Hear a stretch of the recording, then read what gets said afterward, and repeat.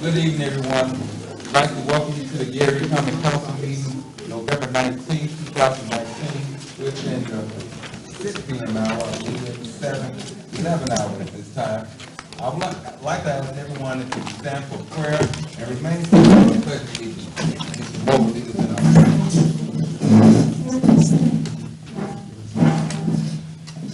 prayer. Let us pray.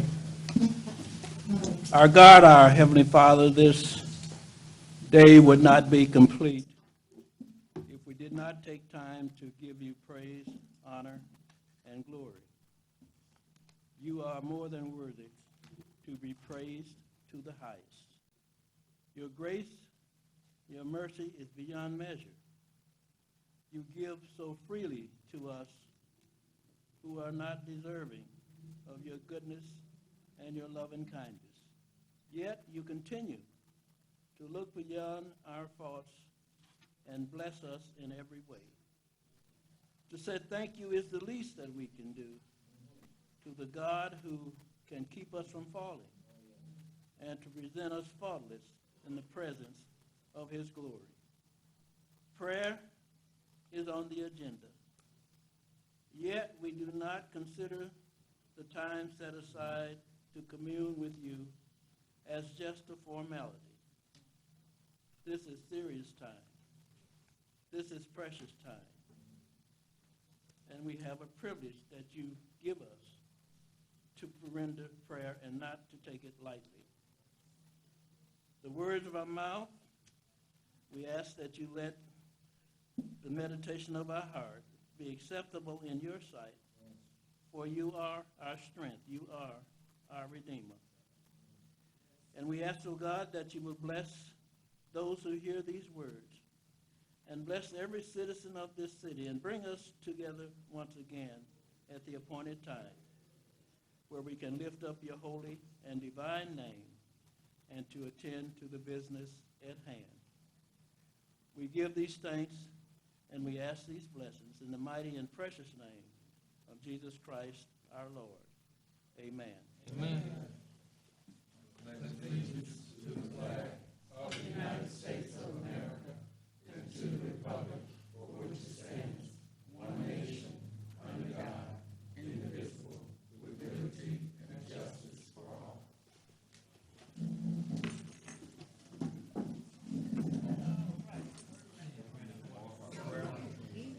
Roll call.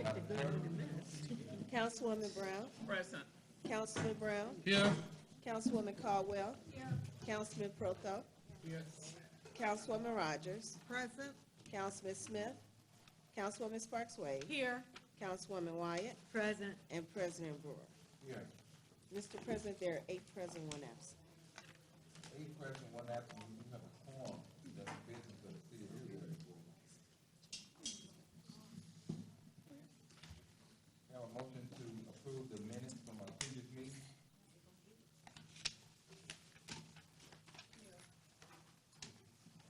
Mr. President, I move that the minutes from the previous meeting be adopted.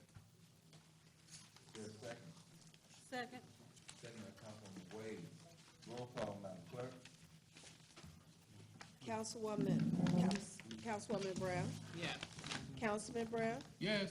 Councilwoman Caldwell. Yes. Councilman Protho. Councilwoman Rogers. Yes. Councilwoman Sparks Wade. Yes. Councilwoman Wyatt. Yes. And President Brewer. Yes. Mr. President, vote is 8-0. The vote is 8-0. The minutes from our previous meeting have been adopted and so ordered. Council can order the resolution on first reading. CPR 2019-10, a resolution of the Common Council of the City of Gary, Indiana, approving the 2019 City Comprehensive Plan, sponsored by Redevelopment Commission. Planning. CPR 2019-11, a resolution of the Common Council of the City of Gary, authorizing acceptance of grant funds, sponsored by Mayor Karen Freeman Wilson, City of Gary. Planning. Mr. President, is assignment of pending ordinances and resolutions. Mr. President, the Planning Committee has before CPR 2019-10. For the record, I approve this ordinance for reporting out. Councilwoman Rogers? Yes. Mr. President, a majority of the committee approves CPR 2019-10 for reporting out. Mr. President, Finance Committee has before it CPR 2009-11. For the record, I approve this resolution for reporting out to the council. Councilwoman Caldwell. Yes. Mr. President, a majority of the Finance Committee has approved CPR 2019-11 for reporting out to the council. Mr. President, the Planning Committee would like to report out CPR 2019-10. Mr. President, the Finance Committee would like to report out CPR 2019-11. Question on selection of council members. I have a couple. I have a letter that was brought by Denise Jackson. She had to leave, and so she asked me to read it, so if I could. Okay.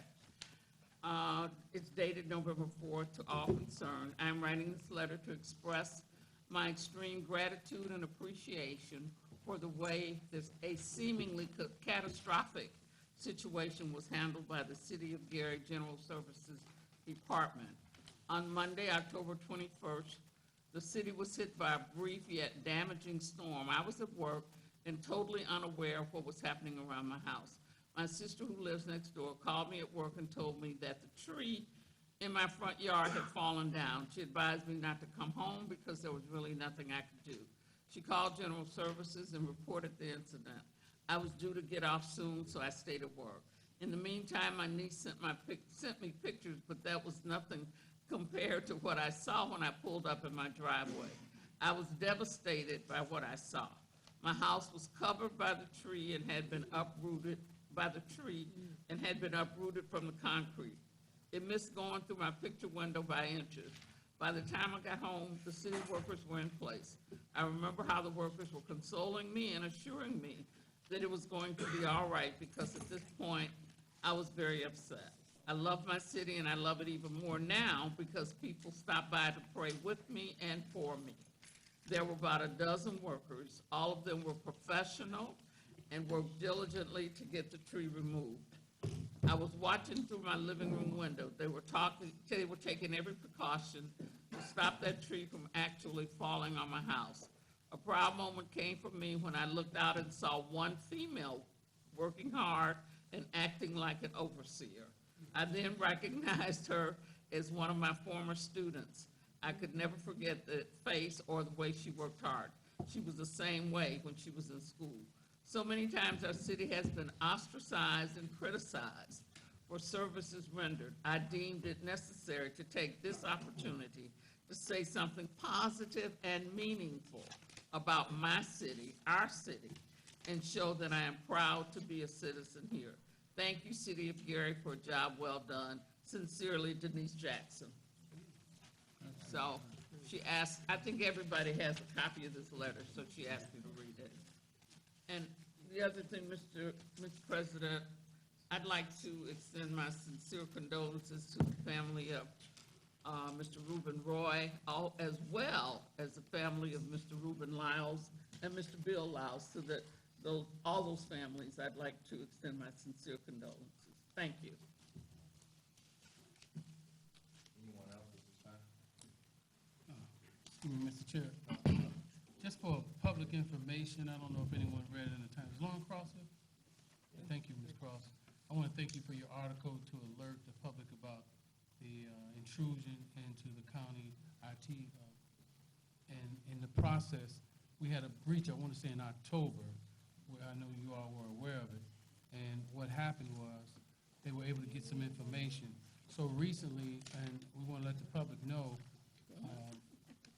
this group of people have been calling people throughout the country saying that you have a loved one in jail and they have adequate information and you need to give us between, I think, $3,000 and $5,000 to get them out. Please do not respond to it.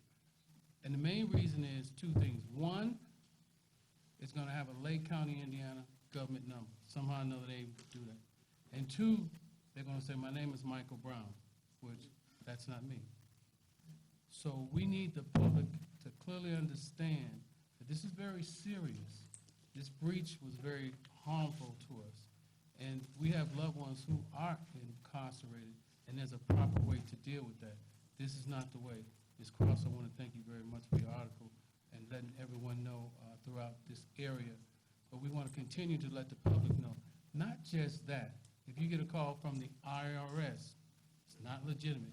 Any phone call that you get and someone says this person is in jail or they're in a foreign country, do not respond to it. If you're not sure, call someone else, okay? Because the bottom line, as you know, this time of the year, people are doing these kind of things. And somehow or another, because they've been breaching all these different places like the hospitals and the stores, they're getting this information. We have got to stop people from stealing from the people in our communities all across this country. I must say, specifically, it's been happening to a lot of seniors. So we want to do everything in our power to let them know. When you see a number, if you're not sure, let them leave you a message. Because once you answer the phone, if you're not clear, they may get you. And they may ask you a question like, is this your name? You may say yes. That's another way for them to get into your credit union credit account. Because I don't know if some of you know, but if you ever had a did a transaction on the phone with your credit card, and the credit card company say, is this your name, or give us your name for a digital signature, those things those people have. So you can say yes, and the computer would recognize your voice, and they can get into your account. You can say your name, and the computer will assume that you're giving a signature information through the account. So we must be extremely careful with this. This is extremely serious. We're working hard to try to find out how we can resolve it, but the most important thing at this time is to let the public know, please do not give any information or any money to anyone over the phone. If you have a loved one and you're concerned about them, get off the phone and try to reach them. Thank you very much. Thank you. Thank you. Very good information to put out to the public. And one thing I always tell people when you get those calls that you owe a bill and kind of get you to pay those bills, have them to send you a hard copy of the bill.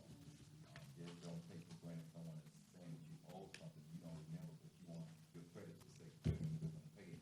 Make sure that they send you a hard copy of the bill. Is there anyone else that's Councilman Caldwell? I have a couple announcements. The Urban League invites you to a gospel explosion Friday, December the 6th, 7 p.m. at St. John Baptist Church, 2457 Massachusetts. The doors open at 6 p.m. This is a free concert with local choirs. For more information, the Urban League of Northwest Indiana, 219-887-9621. And also the Gary Historical and Cultural Society and the Gary Civic Symphony Orchestra presents their 36th annual Christmas dinner concert. Monday, December the 9th, at the Genesis Center. Seating at 5:30. Concert 6:15. Tickets are $55 if paid at the door, $50 for a table of 10 paid in advance, $25 for ages 18 and under. You can call 219-985-1315 or 219-680-7215 for more information. Thank you. Mr. President, Councilman White? I'd like to give an update in regards to the railroad crossing closures in the 6th District. I did speak with Paul, and he's here again on tonight, who owns the company called Air Filter and Cooling, Heating and Cooling. And he did have an opportunity to meet with the mayor and the city engineer who came out. They did a drive-through, and they are trying to come to some resolution in regards to the closure at Adams Street. We're not going to give up. We will continue this fight, however long it takes. We want those barricades taken down on Adams as well as on Delaware. And we understand that whatever processes, whatever procedures went forth prior to now, we're starting over. And so hopefully, myself, Councilwoman Wyatt, who fed me some information earlier this week, we will be working on this.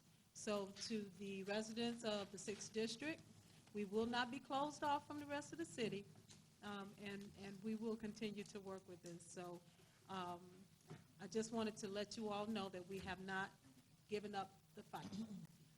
And secondly, we're going to have our final 6th District meeting of the year on December 12th.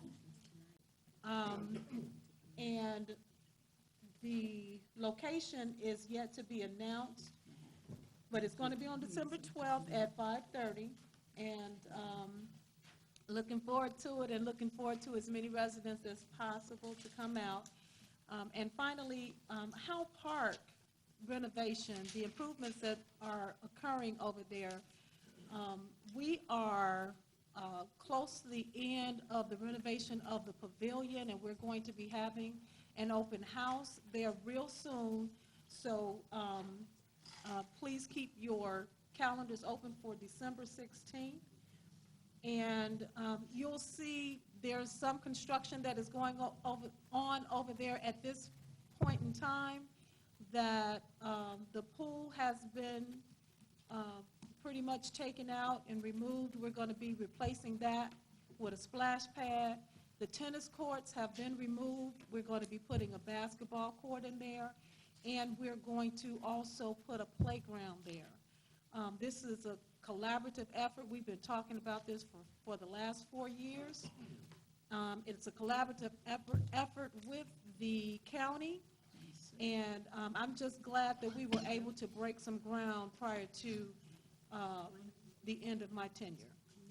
Thank you, Mr. President. Anyone else? Yeah, Mr. President, Councilman Poco. first of all, I'd like to remind the citizens of the city of Gary that it's that time of the year, and the mail carriers would appreciate if you burn your porch lights a little bit longer during the evening time as they deliver mail. And we want them to feel safe when they bring us those bills that we don't want.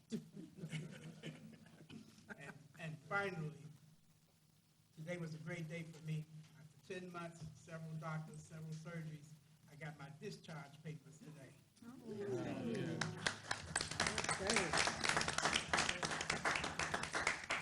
Can't run, but I can sure get on that plane and fly. And I appreciate everybody that prayed for me. That's great. Thank God for the healing. And Mr. President, one more thing, I'm sorry. I just thought about it, we won't be in a council meeting next week, but to everyone in the city, everyone in the listening audience and watching audience, happy Thanksgiving. We've got a lot to be thankful for, and this Thanksgiving is also my birthday.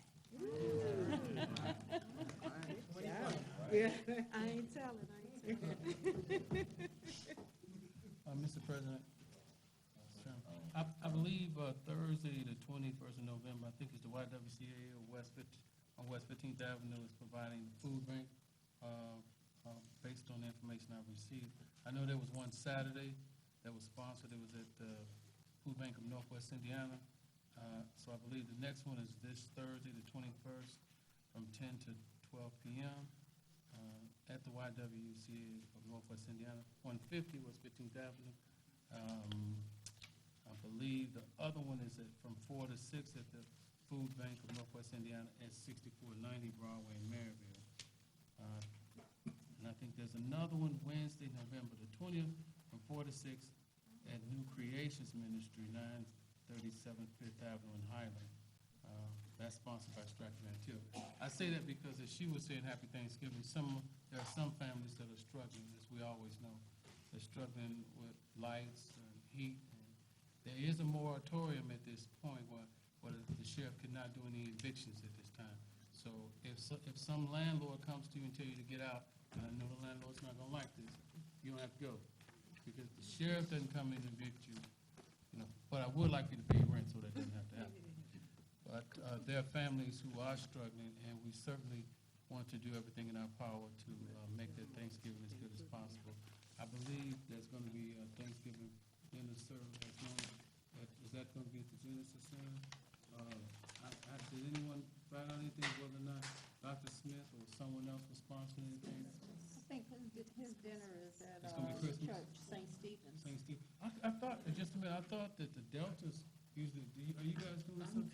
At your church. Aren't you doing something at your church for Thanksgiving? Thanksgiving, Yeah, Thanksgiving Day, Right. my sorority, Okay. Delta Sigma Theta, and yes, dinner is free, starting at 10 o'clock in the morning at 1917 Carolina Street, New Mount Moriah Missionary Baptist Church, being sponsored by Delta Sigma Theta. Thank you so much. I don't know if there's any other organizations out there that are helping, but we greatly appreciate any support for anyone in this community and other communities who are having challenges, because every single day there's a struggle one way or the other, but we need to be as positive as possible. And in a time of Thanksgiving, I think it's important because it seems like all of the big stores went from Halloween to Christmas. They forgot all about Thanksgiving. Everyone's having a Black Friday sale, and everyone wants to sell you toys. I even heard Santa Claus was at the mall today, him and Miss Santa. Someone told me, no kidding, I'm serious. Someone said they took the kids out there. So Walmart too? Somebody need to catch up on them, tell them, wait till after Thanksgiving. Thank you, Mr. Chair, Mr. President. Thank you. The Gary FOP is asking if you can support them with the Shop for the Cop that started in 1998. The goal is to take at least 50 children of our community shopping for Christmas without monetary gifts for themselves or their families. Some don't have the basic needs, so they're asking if you can support any of the things. So they just need 49 more. I'll be donating my $100. It's a great cause. Thank you, thank you. Also, Attorney Torres Lay is, I'm gonna have him to come to the finance meeting to talk more about this, but he is, asking that we all can come together and Councilman Benita, so we can talk more about it. He's sponsoring the 2020 banquet, which is a reunion of council members. The day that takes place at the Majestic Star Casino Saturday, February 15th, 2020, starting at 6 p.m. So he'll be at, next finance meeting to talk more about this and give us more information. At this time, we will go to third and final. CPO 2019-62, an ordinance of the City of Gary establishing a procedure for the sale of the book Gary: A Pictorial History, sponsored by Rebecca Wyatt, Councilwoman of the First District.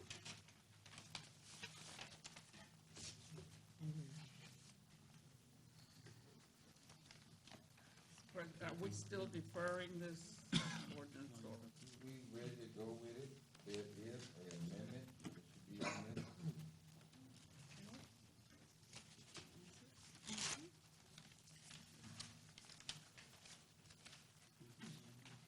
We're moving for passage? Yes, we move to pass it, but Okay. there should be an amendment.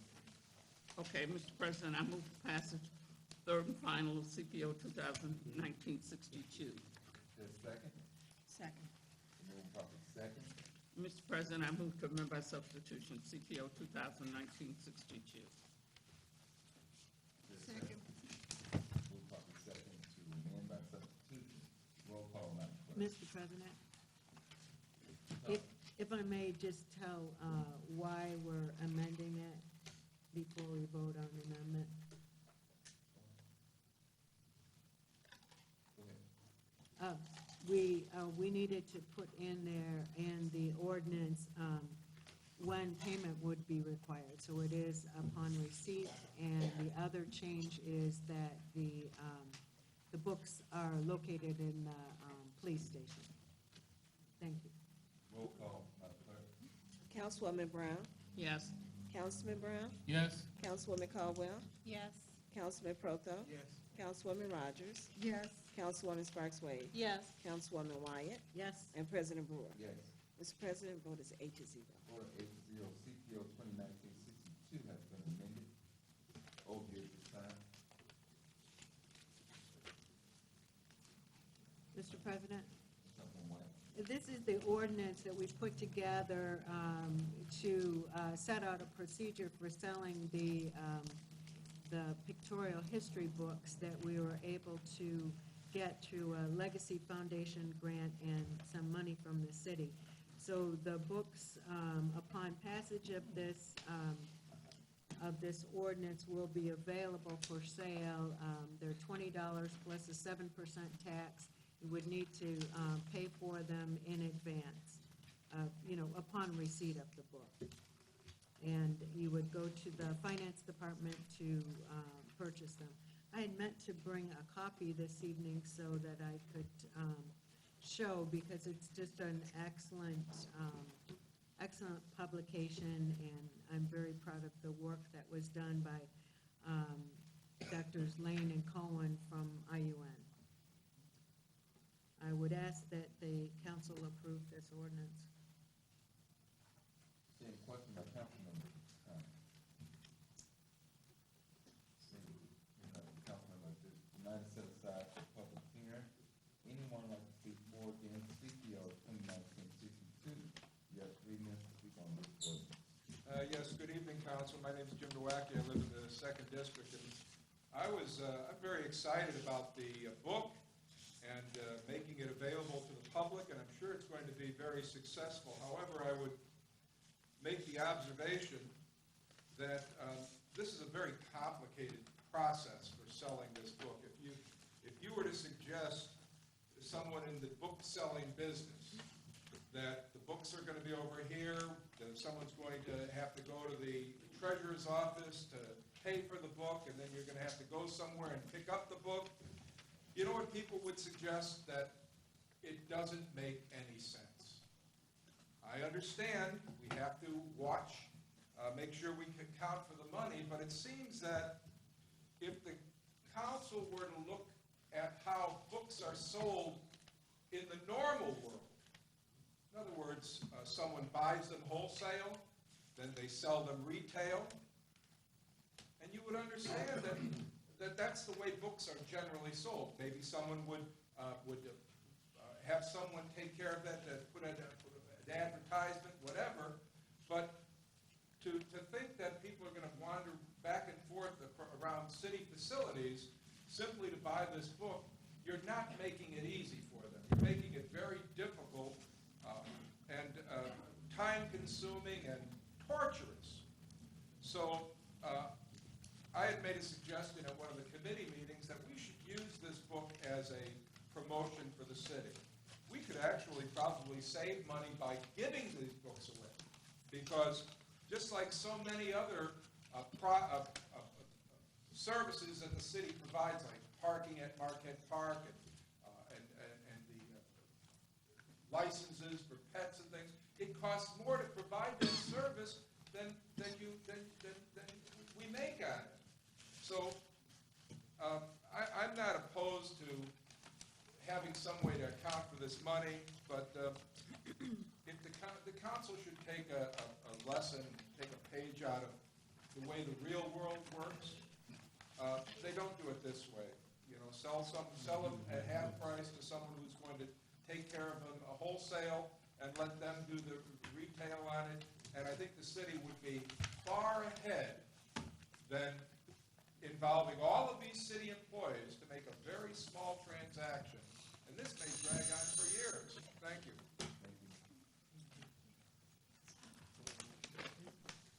So, I actually have a history. I'm Michaela, I'm from the 5th District. I actually have a history working in publishing and editing, and for small presses, for things like that. And there's a lot of ways to go about this that don't involve buying books up front and selling them or giving them away. Please never give books away. Printing is expensive. But one thing that could be easily accomplished is even just selling them on Amazon or things like that. It just kind of depends on kind of what your model is. But, I mean, I do think that the kind of notion of kind of having your books hidden away somewhere or not promoting them adequately, unless it's not clear, just from the little I've heard about this so far, kind of whether or not you do have a grant that covers your printing or something like that, that would provide you some upfront copies free or whatever else through the university or something like that. But I think it's important that you at least have something out there that lets people know that this exists, because too much important things happen in the city, including things that could generate at least a little bit of income or a little bit of positive exposure for Gary, that people just end up not knowing about, because we never get to hear anything about it and we never get to see anything about it. And the nice things about online platforms is that people search them, there's an algorithm. If you have a search history that has to do with Gary, Indiana, if you live in Gary, Indiana, the book might come up in your searches. The book might be recommended for you. So if that's at all possible, that might be a good option to look into for people. Just a suggestion. Thank you. Good evening, Civil Rights Activist Mr. Rizzo. Anyone who knows me knows that I like rare things.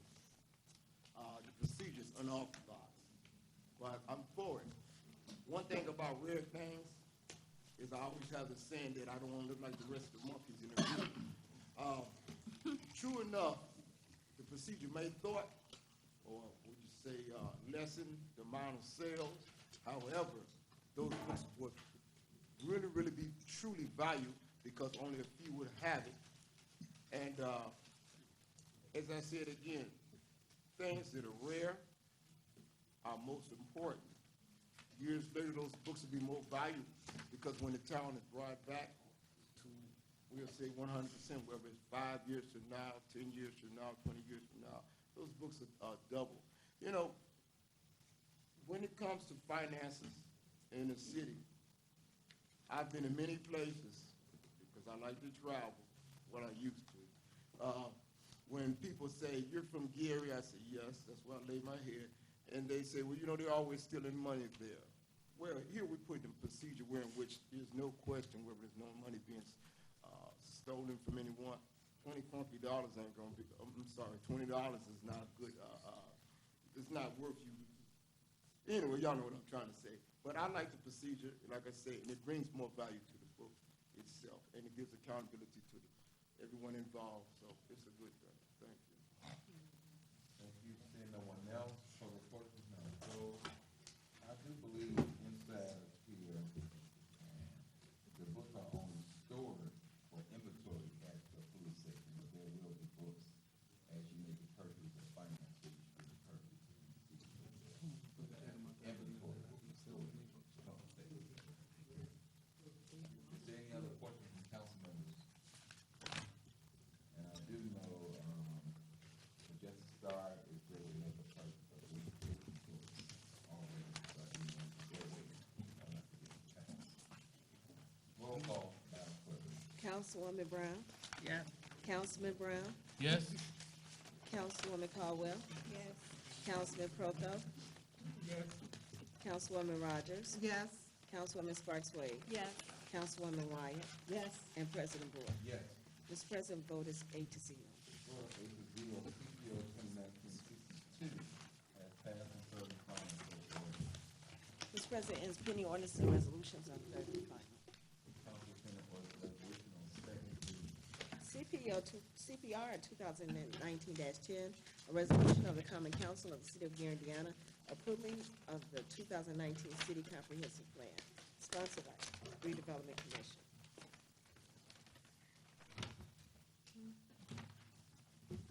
Mr. President, I move for passage of CPR 2019-10 on second reading with a committee hearing on November the 26th at 5 p.m. and a public public hearing December the 3rd at 6 p.m. Second.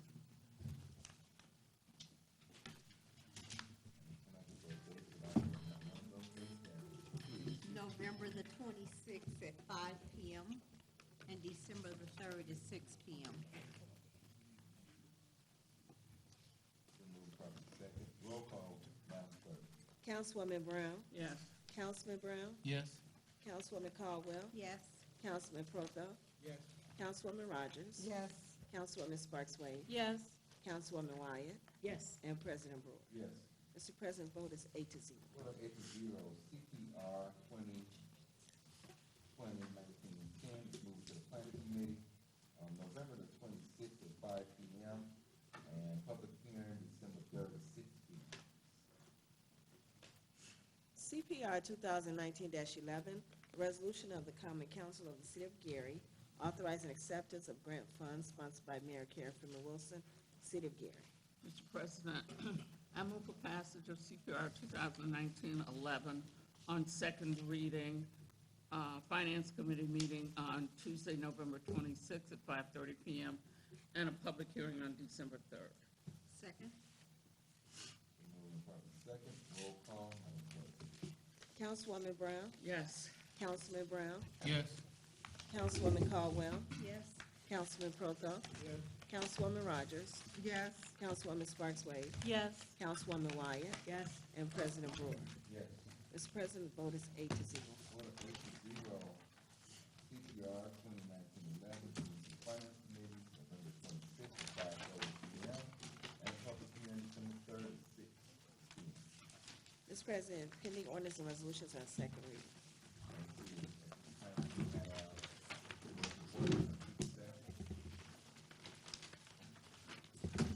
Good evening, council members and public.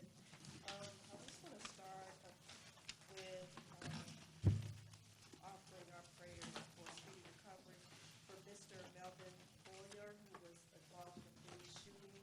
As is standard with any police-involved shooting, there's an investigation that's going on by the Lake County Sheriff's Office. Our Thanksgiving giveaway and celebration and census kickoff meeting will be Monday, November 25th at the Genesis Center, 5 p.m. to 6:30 p.m.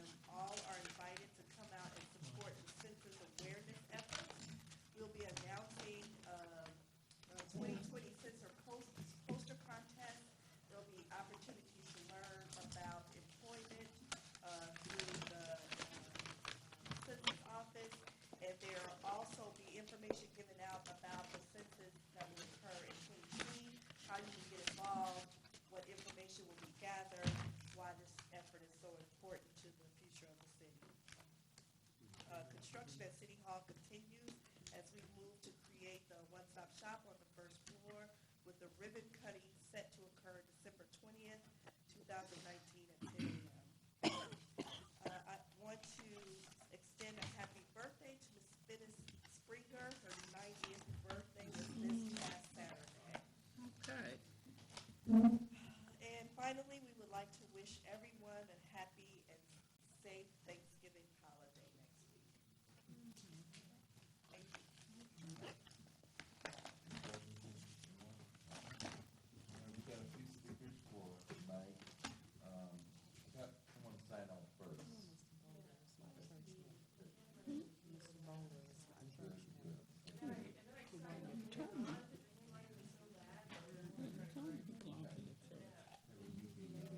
Mr. Wacky. Thank you. I have a Jackson. He's gone. What about Brown? Mr. Hayes, you can have the, Mr. Wacky. Yes.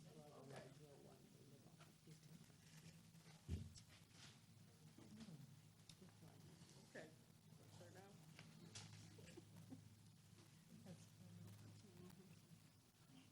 Oh, okay, cool. Okay. Hi, my name is Dr. Michaela Spangenberg. I'm here to talk about the state of public education in Gary, Indiana, and some of what's going on and some of what we desperately need to go on. You heard tonight, if you were here for the Finance Committee from West Side, about what some of their needs are. And a lot of us from a variety of different schools, different community members are starting to try to come together around the different needs that different school communities have in our public schools in this area. And we definitely support West Side in their needs. And we're trying to build a broad-based coalition of parents, families, teachers, students, anyone who wants to get involved to help bring back local control and a new form of local control that has a meaningful form of accountability, gives back control to the community, and doesn't have to do with the state, and brings back quality education to our public schools. And through that, one of the big concerns right now is that West Side is not getting the funding that they need. Roosevelt is not getting the funding that they need, either through MGT, through Edison, through anything. Both arms of the state apparatus are failing our schools at this point. And the state needs to get out. Charter school debts are all being forgiven. School debts in other communities are all being forgiven. Gary is being targeted, and public schools in Gary are being targeted in a way that is just completely unprincipled and unprecedented, and is completely unethical, and is probably illegal, and probably violates the rights of Title I parents and children. And there's a lack of accountability, a lack of transparency, and at this point, the state has not given parents a voice, and we need to kind of, a lot of people are feeling that we need to move away from just asking the state for things, and really need to start organizing around how do we as a community start to kind of create solutions for ourselves. So I guess my time is out.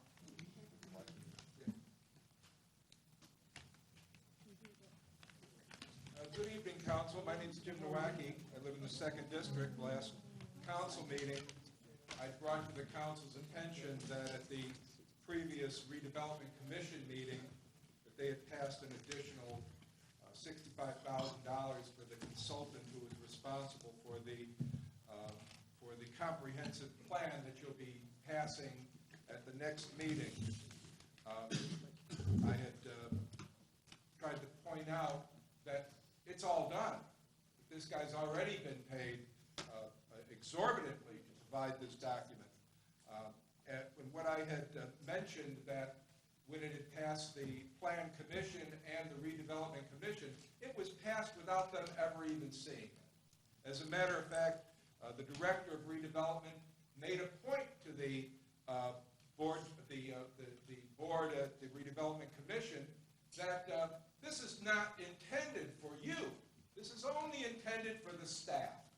The reason we spent all this money, the reason we formulated this, you really don't have to see it. It's really only here for the staff. Well, I think that's improper.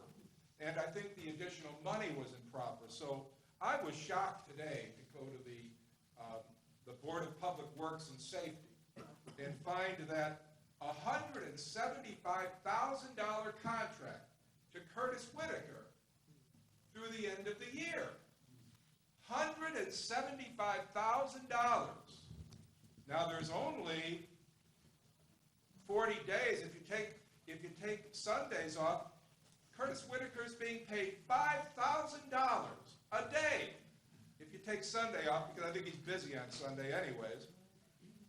And this is for a service that was never identified, was never whatever service he's going to be providing for $5,000 a day. Try to imagine. Now I know we pray for our daily bread, okay? But that's a lot of bread to give Mr. Whitaker. I know it's the holiday season and we're feeling generous, but we're talking today about priorities in our city. Priorities in our city. And if the priority is to make sure that Curtis Whitaker has a joyful holiday, then we've succeeded very well. But I would suggest, Mr. President, members of the council, that without understanding what service he's going to provide, and maybe it's just, we're just giving him the money and it's not intended for you to know. In other words, like Mr. Bittner says, it's really not intended for you to know. Only the staff is going to know what this means. But I'm going to tell you that I was shocked to find that. But Merry Christmas and a happy holiday.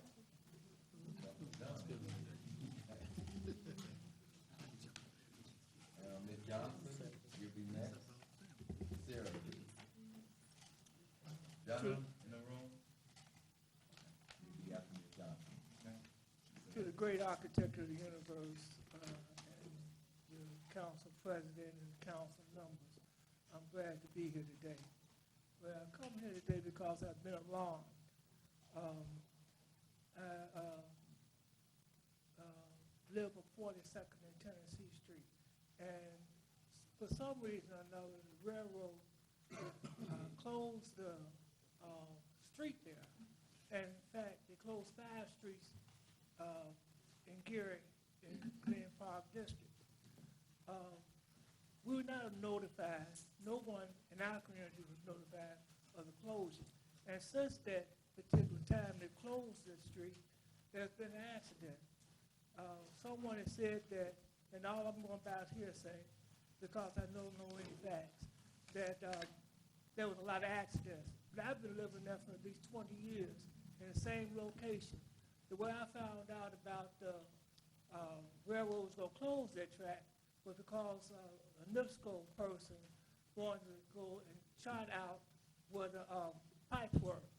And I said, but y'all had just came out here a little while ago to find out what was going on with the pipe. He said, we're doing it for a different reason because they're doing something with the railroad.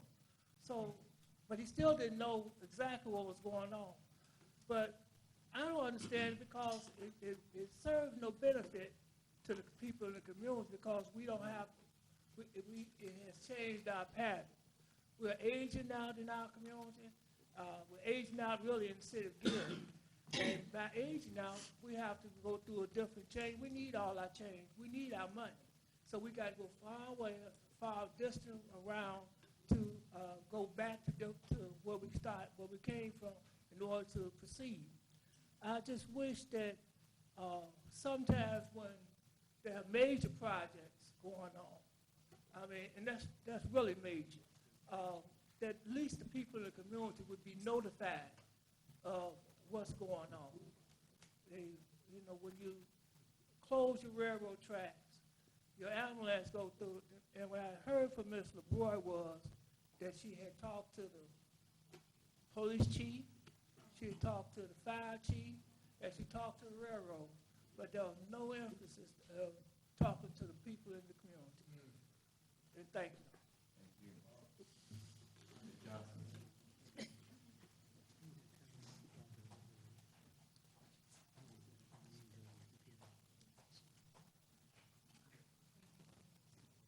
Good evening to the council, those present and those joining us by way of the media. I would also like to wish each and every one a safe and happy holiday, and be considerate of those individuals that don't have as much as you have, that have not been blessed as much as you've been blessed, or are unable to enjoy as much as you have enjoyed. You know, I'm very thankful and grateful that I was born in Gary, Indiana. And I remember that when I graduated high school, I wanted to get as far away from here as I possibly could because I had been through so much.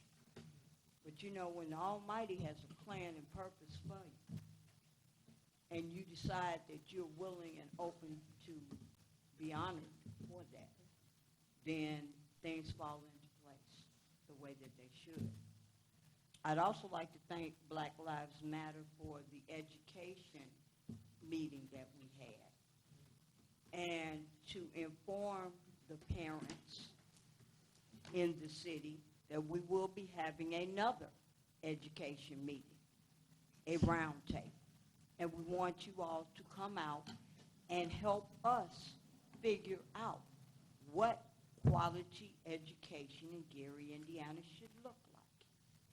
I don't care if your kids have graduated. Come on, we want to hear. I don't care if you are a preschool parent and just getting started. Come on, we want to hear it. Because that's the way it should be. All of us coming together to help each other, support each other, to help get where our children need to be so that they can compete, not just statewide, not just regionally, not just nationally, but globally. And that's what it's going to take. It takes more than just a village to raise a child. It takes community of love. Thank you. We have Carter in the room. Gary. And what about Evans Jr.? Okay, go from there. Good evening. My name is LaBreda Dunham, and I'm a member of the National Roosevelt Alumni. I recently had an opportunity to attend the State Board of Education meeting in Indianapolis. And one of the things that I reminded them is a couple of quotes that I heard was, it said that a man is as great as the truth he speaks and the destiny he seeks, and also that some men build bridges and others tear them down. As Roosevelt, as alumni of Roosevelt, we are looking at two separate issues. We're looking at the Roosevelt students as well as the school building itself. And as I stated to the State Board of Education, if one area of the Indiana school system fails, the whole Indiana school system fails falls on a national level. We drop. Also, one of the things that we are asking is that the Roosevelt students, where they are now is unacceptable. And what has become of the Gary Public School under the leadership of the Indiana State Board of Education is kind of embarrassing. But what we're asking is that the Roosevelt students be placed at Lincoln Elementary School. And we're asking, instead of putting the children in modulars, that you would look at the cost, that they would look at the cost of repairing the HVAC system at Lincoln Elementary School as opposed to building the modulars, because the cost could possibly be the same. And it would allow the students to actually feel like they're in a school, and to have a gym, to just have a whole different atmosphere as opposed to modulars. Then secondly, we are asking them to designate that Roosevelt School would become a museum. And if the Roosevelt became, since being a historical school, if it were to become a historical museum, it could house history of all of the high schools that have been closed in the city of Gary. And that would be beneficial also. It could have classes, theater productions, musical concerts. There are a lot of things that could be used. That's a lot of square footage at Roosevelt School. But what we're saying is this is a time to present a significant and worthwhile thought of positive action that has been long overdue to not only the Roosevelt High School students, but to the Gary Public School children. I was one that signed for the tax money from the boat to go towards education. I never dreamed that Gary Public School system rather, because I'm a little nervous on my time.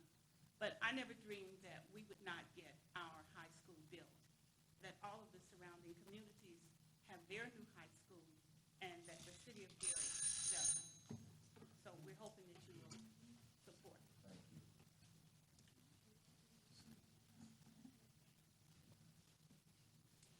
council members and members of the public. My name is Doreen Carey, and I reside in the 1st District. I have some comments on the updated comprehensive plan that you've referenced tonight under CPR 219-10. First of all, I'd like to say that the Planning Commission held a special meeting on the same day that that final draft plan was made available to the public. And at that meeting, which was not widely publicized, we were supposed to be able to comment on the public plan, on the comprehensive plan at a public hearing. So there should have been at least a 30-day review period for the public to be able to review and prepare comments on the updated draft plan. That was the first time that the public could actually look at the full plan, i.e. the same day as the public hearing. So that was not really a reasonable possibility. Secondly, there should be, the comprehensive plan had a number of maps, many maps actually, containing land uses that will require changes in this existing city code of ordinances. Now, an accompanying updated zoning code has not yet been completed and should have been completed at the same time as the comprehensive plan update, so that we could be assured that those land use changes that were proposed in the updated plan could be matched by appropriate zoning classifications. Zoning codes and land uses must match, and these two updates should be approved together. So what I'm asking is that the council not approve the comprehensive plan update by itself, but wait until that accompanying zoning code classification is completed so that you can review and approve both at the same time. So I hope you will consider those recommendations, because without the zoning code classification update, there may need to be changes in that updated comprehensive plan that would have to go back and make those adjustments. And why put yourself through all that? Thank you. I will pause. Normally this is where I stop. There's only 12 slots for us to sign in on here. So I have names that sign all over this sheet. So to be transparent how we conduct business throughout the city council, I have to stick with the plan. You must sign into the slot to be on the list. Not on the back of a note telling me to turn over, read the rest of it. You have to sign into the slot. That's it. I'll entertain an order for adjournment. Where's the 12 slots there? If the council has no objections to it, I'll let the speakers speak. If not, I'll support it. But I don't want, wait. I don't want to do anything different than I normally do during a council meeting. If the council doesn't have any objections, excuse me. Yeah, you're right.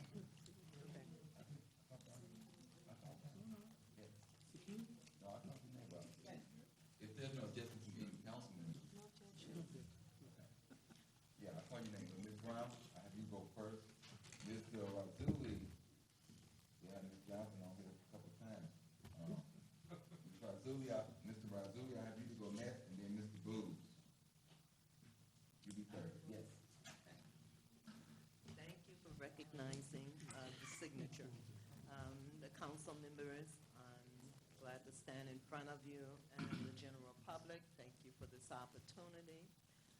In the first place, I'd like to say that we are totally in support of the pictorial history of Gary, Indiana, and it will be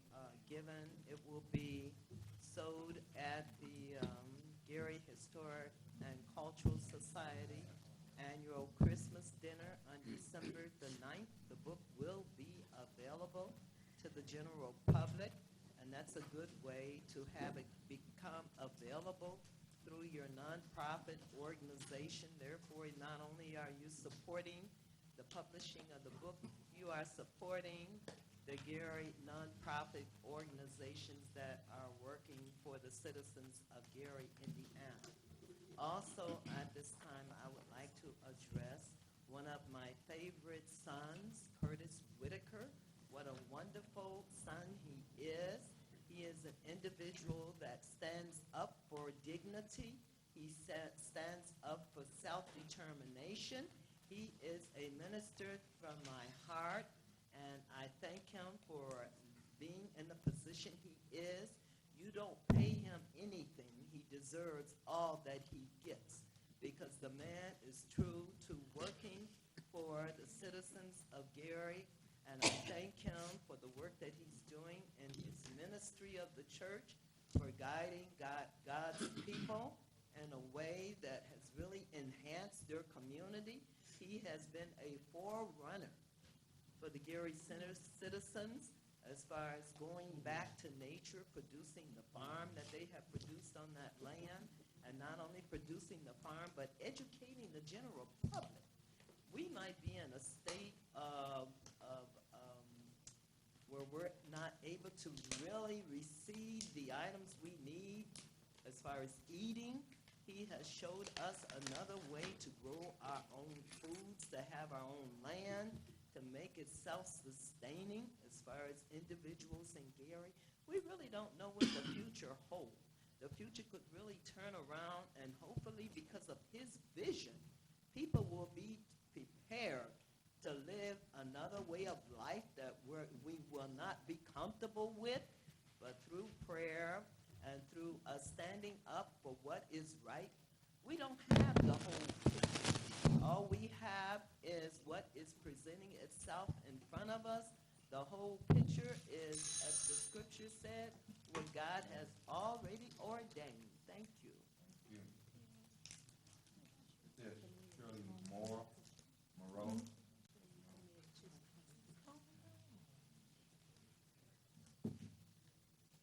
Good evening, Council. Father Razuli, 6th District. A couple of things. We got some of my friends and some people who work with us, New Roots and United African Movement, also Black Lives Matter here, speaking on, prepared to speak on the Malcolm X Street resolution. I know, I guess it didn't get here yesterday. It's been well over 2 months. It's been well over, close to 20 years we've been trying to make this happen. It passed the zoning commission, so hopefully we'll be getting that soon. I know Mr. McCain's name was on it. You got him? Okay, make sure. I saw you on before me. He's one of our new roots who helped us start this petition almost 20 years ago. So we're close to being there, but I just want to, we're here prepared to talk about it and make it happen tonight.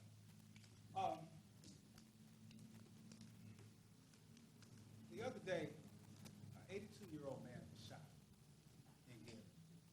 I don't know how many years ago, probably 11, 12, Vincent Smith was shot, running out of his own backyard, hopping the fence, got shot in the back, killed. Policeman got off. Then we had a long lull, and, working with Black Lives Matter and others, I'll always like, Gary is an example of why we have to have our people in our community, work in our community.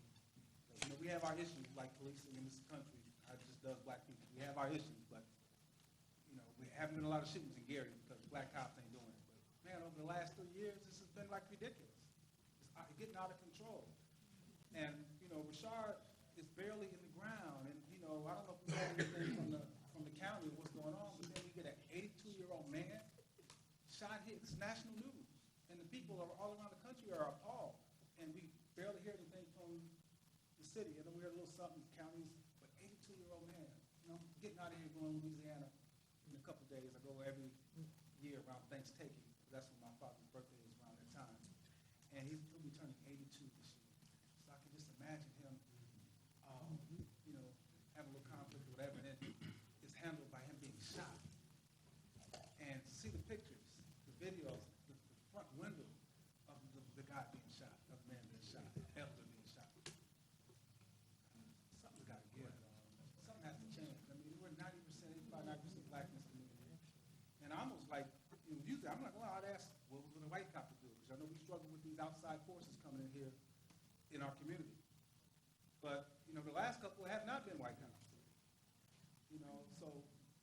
regardless, this whole policing system on us is really crazy right now all around this country. It's been since before the Mike Brown situation. You know, we just looked at the 4-year anniversary when our own brother who would really be here seriously on these educational issues, Lasana Diaspora's son, was shot and killed by a policeman in Jackson, Tennessee. And, you know, our youth, our elders, I mean, something needs to be built. I know we were trying to get a citizens review board, an independent citizens review board. We went around the community talking about that, but it's kind of dropped right now, but we need to get that going again. Thank you.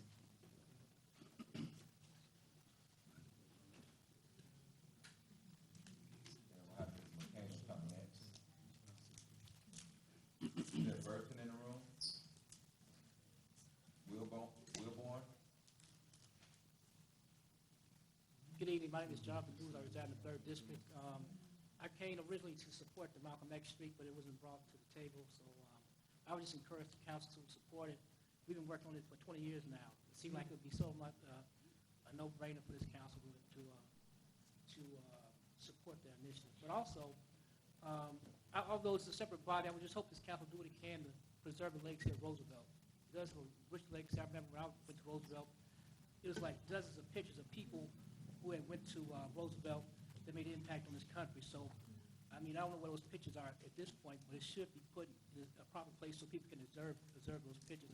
From Avery Brooks to the guy who started Blackula, a lot of people came from Roosevelt that had impact. So I would just hope this body would do what it can to support that initiative. And also, in the committee meeting, and it's a long time since I've been at the council, but it seems the same issues tend to plague us. We've had compliance officers, but I've never seen them come in and say they actually shut down a job before. But I have seen work sites that was not in compliance. So I wonder if this puzzles me. If they come in and say, well, they weren't in compliance, so what? Go shut the job down. Let our people work. They pay taxes, right? That's the purpose of government, transfer wealth. It does by collecting taxes. So if I pay taxes, why, not me per se, I mean, that's not my background, that's what I do, but why shouldn't your nephew or your cousin, your grandson have an opportunity for these jobs? I mean, there is a Gary's Workers Union here. I mean, when Bob Bennett and a few other people, I forget everybody's name, Lasana, Black, well, we shut down job sites, guess what? The blacks came the next day. They know where they are. They can find them. They want the jobs. Make them find the workers. We pay taxes. It's like we're in a third world country been colonized. They're using our resources, our tax dollars, but we can't work on the job site. So let's hold our compliance people accountable. Don't let them come in and say, listen, they're not in compliance, well, shut the job down. Thank you.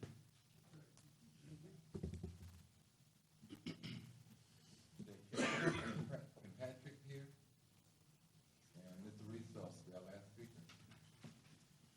Ladies and gentlemen of the council, a few years back, I had an opportunity to watch Chris Rock, a comedian, do his stand-up routine. And one of the lines from his routine hit me like a blinding light. He said, Malcolm X and Martin Luther King, they were assassinated. Biggie and Tupac were shot. And what Chris Rock was trying to say, via tongue-in-cheek style, he said, Malcolm and Martin, they died for something. Like so many of our children today, Tupac and Biggie, they died for nothing.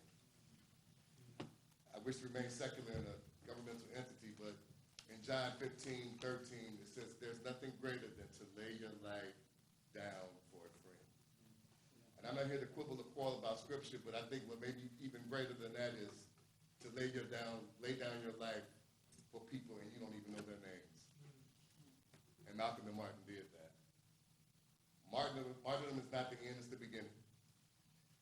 The Time magazine named the autobiography of Malcolm X the top 10 most influential nonfiction book of the 20th century. Imagine all the books that came out in a 100-year period all around the world. Malcolm X's autobiography, as told to Alex Haley, was named the top 10 most influential nonfiction book of the 20th century. Personally speaking, I was born in September of 1965. Malcolm X was assassinated in February of 1965. As two human beings, we never shared the same earth. I was in my womb when he was assassinated, my mother's womb when he was assassinated, And when I was born, he was safely put 6 feet underground. Well, no one next to Jesus the Christ has had more influence on me than Malcolm X. I say what they say in Africa, and I close. To honor a fallen soldier is to pick up his fallen weapon, his or her weapon. And I hope that you will follow suit. On September 24th, 2019, the Zoning Commission passed unanimously the passage of Georgia Street, Virginia Street, and Ellis Street to be called Malcolm X Avenue. And we hope you find that in your heart to do the same. Thank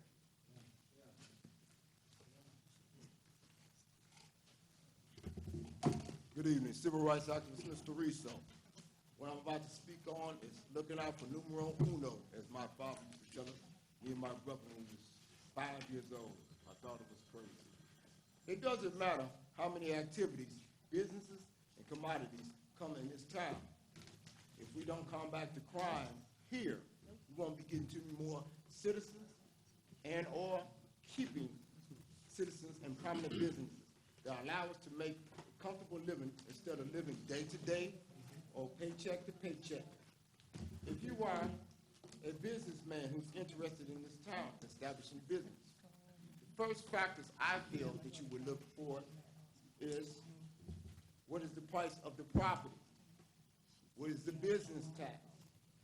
What is the criminal elements that exist in a particular town?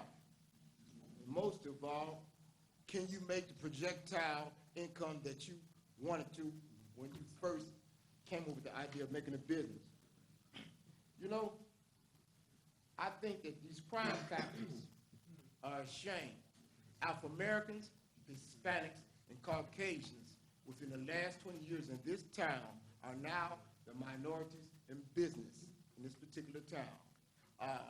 I would say foreign nationals, which is another, we know who we're talking about, are the new majority, and prior to that it was the Koreans. So when are we going to take charge of our town? Why haven't we taken charge? Because our own peoples, Afro-Americans, we combat each other. We tend to go out and do whatever we want to our own, and then, and I'm a witness, and I know it.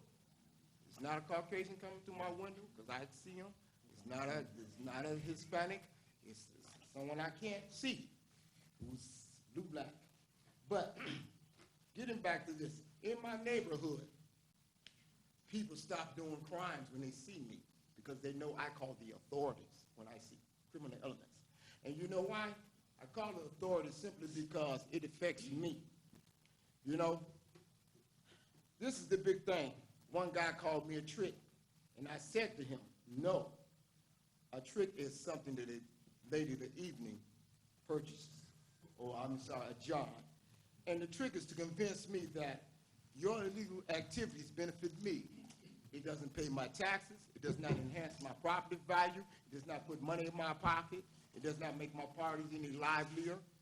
None of these things these so-called neighbors, friends, and families are doing are helping you, so don't be a fool. And my biggest thing is I tell everyone, you're not a friend to me if you're going to put my life in danger. You know, put yourself in this perspective if you don't believe me. Many individuals who get shot that are male are usually fathers and breadwinners, and we have to pick up the slack when they get on the system, their families get on the system. So, before we get anything for adjournment, I want to ask for the speakers of the Malcolm X Street to have a conversation with the district council people where the streets run through their district. I know that was the issue that came up, one of the issues that came up during the planning commission, voting, that I expressed that my colleagues need to be aware of what you're doing inside the district because it affects between 4 and 5, I believe, district council people. And I believe that you had to have a certain amount of signatures because this was not an honorary street that we were doing. We was actually renaming the street. So you actually need to have a certain amount of signatures in place. So you have them now. Okay. Look forward to seeing you all at the planning commission, but please have the